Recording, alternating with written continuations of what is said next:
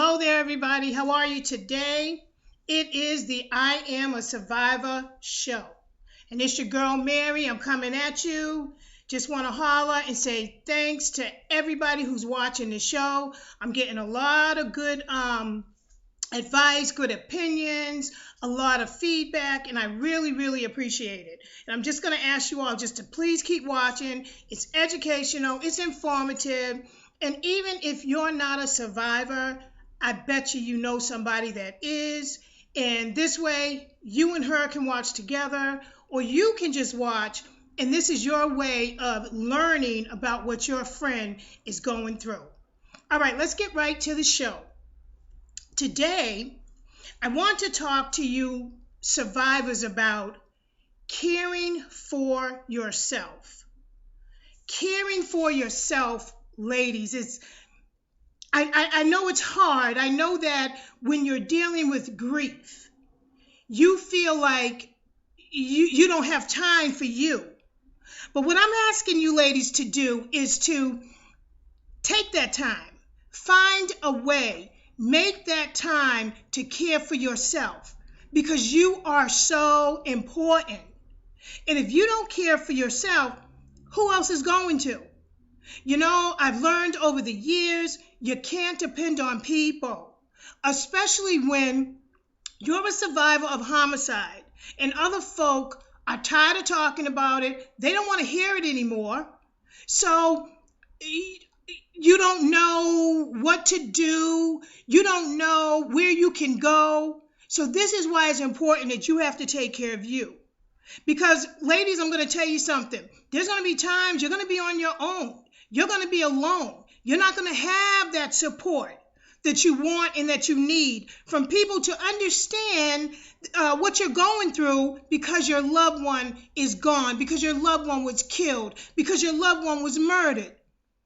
They don't understand. They don't understand how you feel. But guess what? I do. So let's talk today about 3 things that is very, very important for women homicide survivors to do for themselves.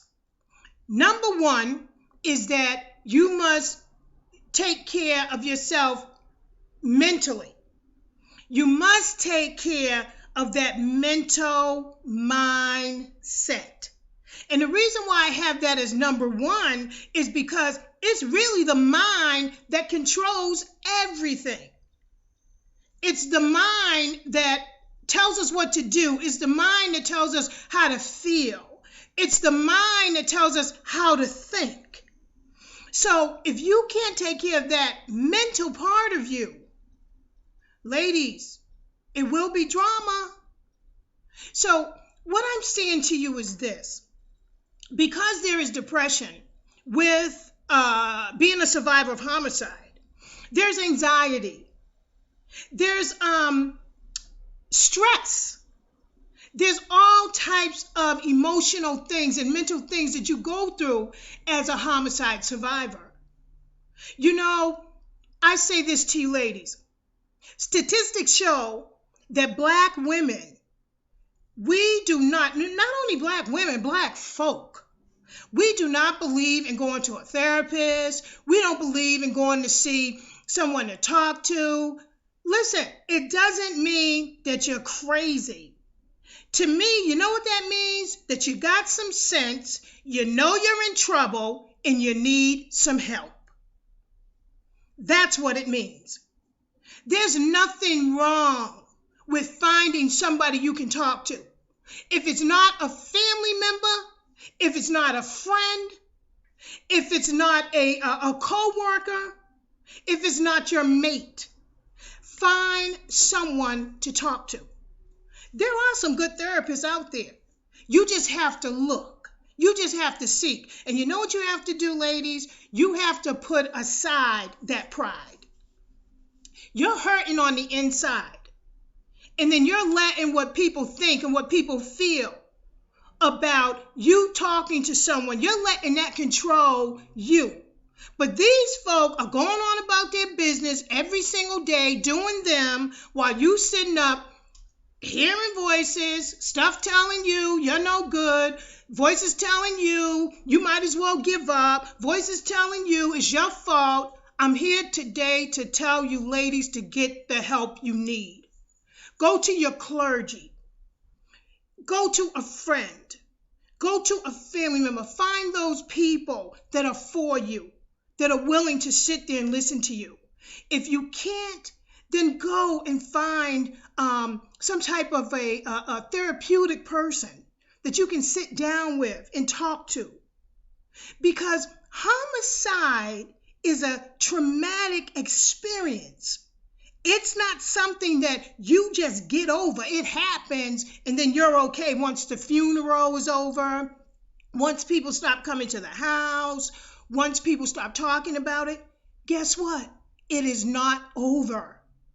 We still have to deal with those other issues. This is why it is so important to be mentally healthy. Listen, break those statistics. Don't listen to those statistics. Go and get help. Do what you need to do. It's important because if you're not healthy mentally, how can you be healthy any other way?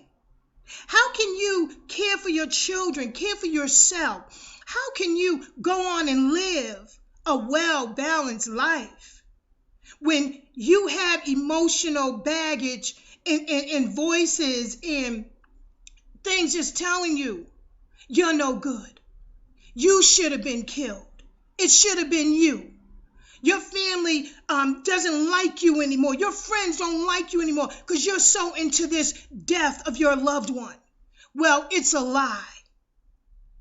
Get some help. It's nothing wrong with it. You know that you're okay, so go ahead. Find someone to talk to. And let me say this to you too.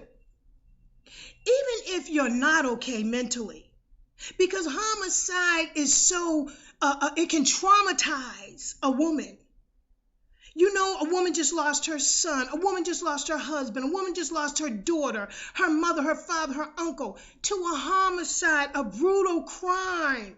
They didn't just lay in the bed and didn't wake up the next morning.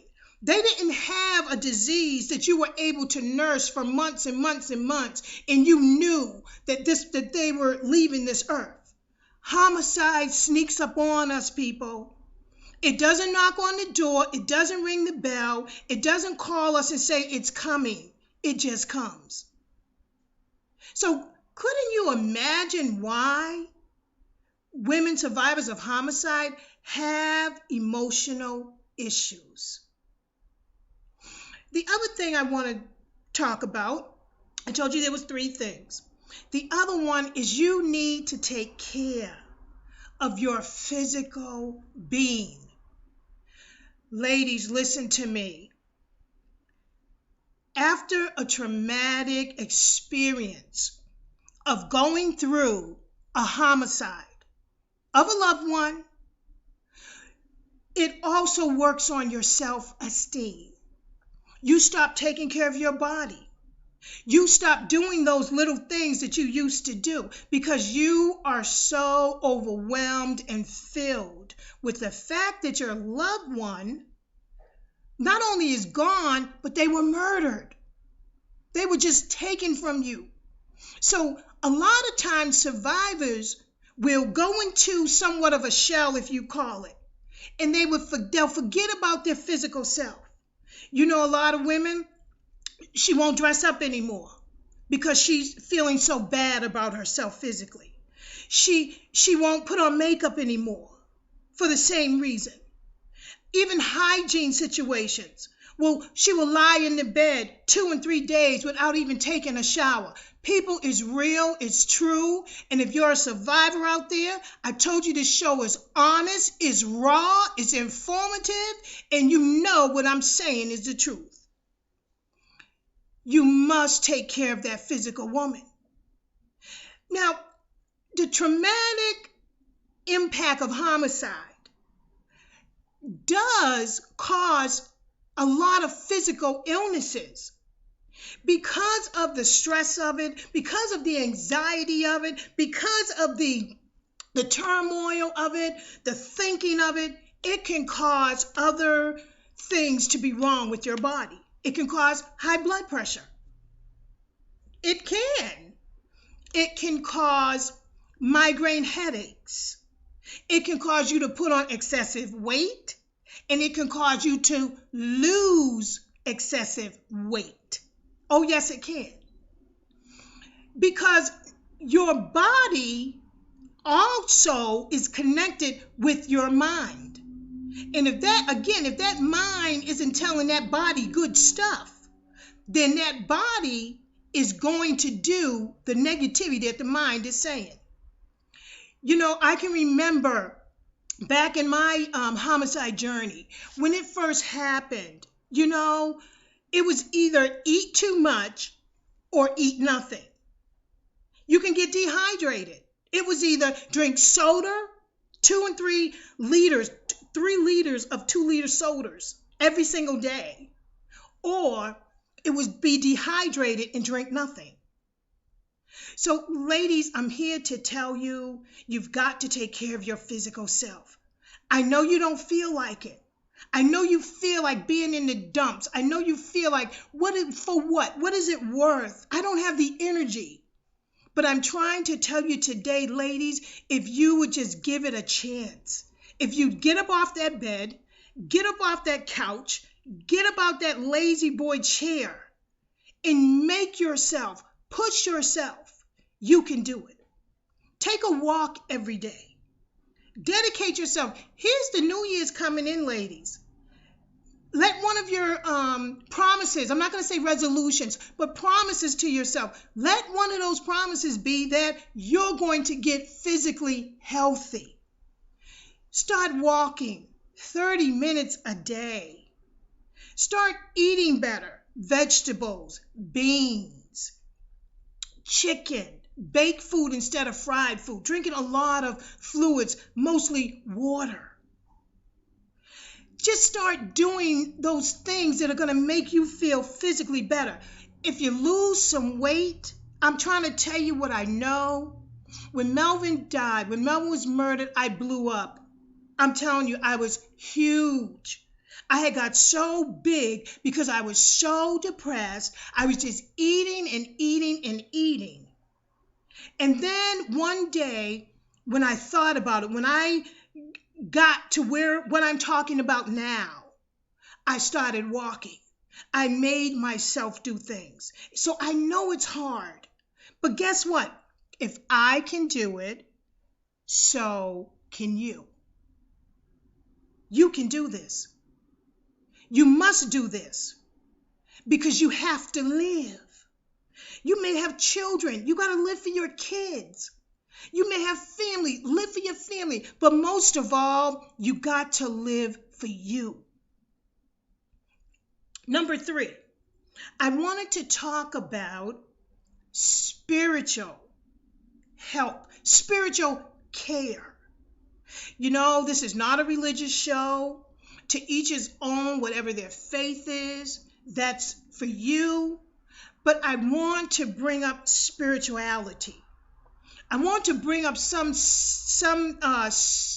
piece of inner peace that we all must have for a foundation.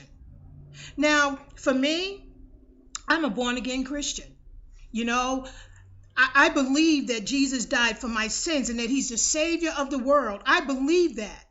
And because I believe that, what it does for me is it gives me that faith that I need when I'm getting down, when I feel low, when I feel lonely, when I feel like nobody understands what I'm going through. I can count on my faith. I can count on my spirituality to bring me through. So this is what I'm saying, ladies. Wherever you are in your religious or spiritual or whatever denomination you are, pull on that and pull on it real hard, because that's what's going to be there when your friends aren't there. when your family's not there, when your coworkers aren't there. Your faith is what will keep you standing. It's your faith that's going to keep you strong. Let me say this to you. When Melvin was murdered, if I didn't have my faith to stand on, I know I wouldn't be here today, because I needed an anchor, because I knew everything else was floating away. Everything was floating away. My life was floating away. My self-esteem was floating away. My forgiveness was floating away. But there was one thing that kept me, and that was my faith. Ladies, find a place inside of you where you can hold on to get you through those nights. Come on now, you know those nights when no one's around and you feel so low. You feel lonely, and all you can think about is your loved one. Those are the times that you're going to need a spiritual connection. There are times when, like even now, the holidays are here. There was Thanksgiving already passed, and ladies, I know you went through. I know a lot of you were so lonely. I know you were missing your loved one. It wasn't about the turkey. It wasn't about them collard greens and that stuffing and that potato salad and sweet potato pie. It wasn't about that for you and for me. It was about our loved one, the one that has gone on and whose life was taken by somebody that didn't have the right to do that. And now here we are embarking on Christmas. Everybody's happy. Everyone's shopping. People are rejoicing. Families are coming together.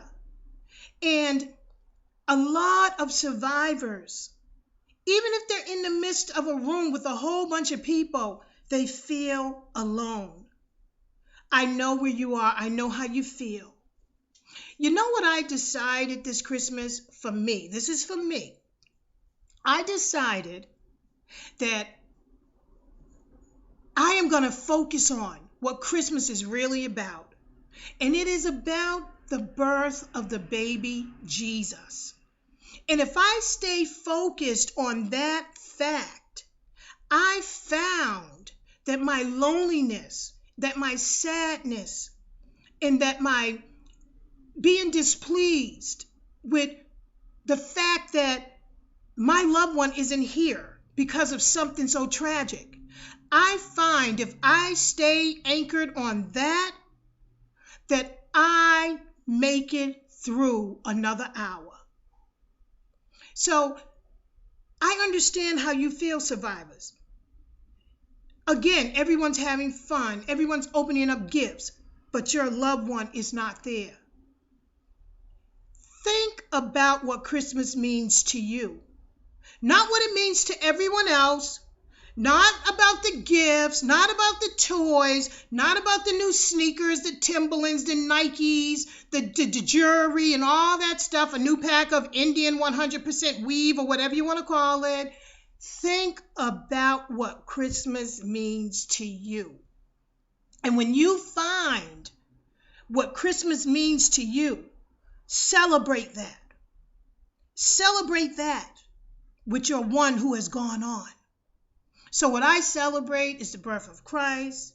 I celebrate that Melvin is well because of the birth of Christ. Because without Christ, Melvin would not have made it to heaven. This is how I feel. And you have a right to feel how you feel. And guess what? I'm open to how you feel. Because you know what? Nobody is exactly right. So dig deep. Find that spirituality that you need. Find that place within you that you can hold on to get you through. And stop worrying about getting through next year. Stop worrying about getting through in 6 months, a month, a week. Listen to me. You know what I learned also?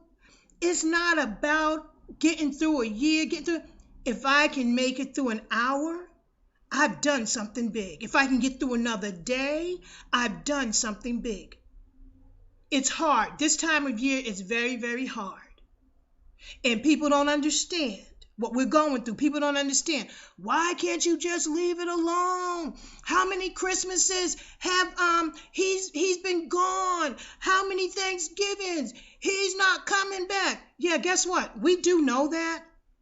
But our love is so deep for this person, you could never understand. This is why we can't let go and we won't let go. And we shouldn't let go, because they have a right to live on, because they were taken wrongly. So ladies, if you can work on those 3 things, I'm telling you, you got a head start at this here. If you can work on your mental stability, if you can work on that place in your mind that's telling you you're no good, you're not going to make it, you're crazy, leave this thing alone, you're possessed with this. It's a lie. Find help, ladies. Black people, stop trying to act like we don't have problems, we don't have issues, because you know what? We probably have more than any other race that's out there. So take care of your mental self. Then, ladies, again, as I told you, I want you to take care of that physical woman. She's important. You don't want her to break down. If you don't have a primary care doctor, get one. If you don't have a GYN doctor, get one. If you don't have a dentist, get one. If you don't have an optometrist, get one. Take care of your body. Because if that body breaks down, what are you going to do for those children? Who's going to take care of you? You can't depend on others. You got to do this for you. Also, ladies, lastly, I'm bringing up again that spiritual you. Go in that place. Find it. Dig for it. It's there.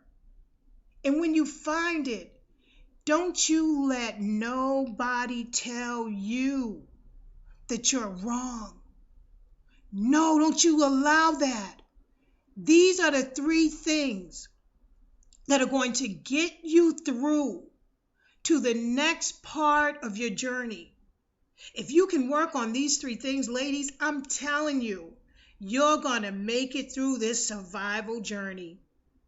Know that you're not alone. Know that thousands of women all over the world are going through what you're going through. There's no end to this homicide journey. It's a lifetime experience.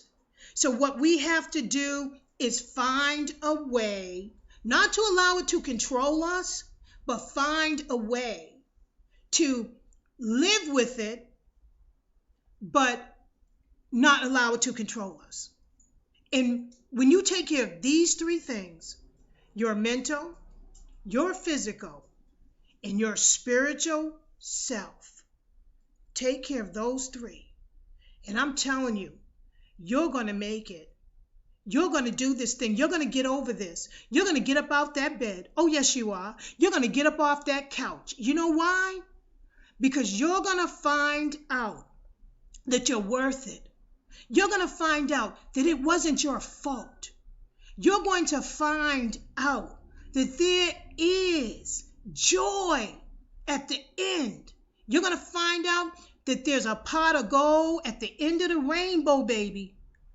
You're somebody. You can make it. Look in my eyes. Look at me. You can make it. If I made it, you can make it. And then, believe me, there's nothing special about me. Ooh, nothing special. So, women, survivors, I love you and I pray for you. And you know what? I think about you every single day because I'm with you. And I will never act or lie or be dishonest and act like I'm not going through, because I do. Though it's been 16 years, it seems like 16 days, sometimes 16 minutes, 16 seconds. But we can do this. So let's pull together. Now, keep watching the show, Melvin's Mission, supporting women, survivors of homicide. I Am a Survivor show, and our number is 857-600-1623. Please go to our website, www.melvinsmission.weebly.com. Go there. We have plenty of information. I have a lot of informative stuff on there. So go and check everything out. And just quickly, I wanted to let you know that all the toys came in, the coats came in for the children who have been impacted by homicide. And we have 4 families, and we're excited. And we have all the toys and all the stuff, and we're going to start separating everything and getting it out there to those kids so they'll have it for Christmas Day. And I just want to say thank you to all the donors. You know who you are. I can't call your names right now, but you will be on the website. We're going to put your name up there just to, so people can just see how wonderful people are. We thank you for everything you've done for these children in the name of Melvin, for the Melvin B. Franklin Very Merry Christmas Foundation, 2012. And we will see you next Christmas. But for now, ladies, it's your girl, Mary, hollering at all you survivors. Hang in there. Get through Christmas. You can do it. And I will talk to you soon. I love you. Hold on and hold out. And you know what I always say when I end this show? I am a survivor.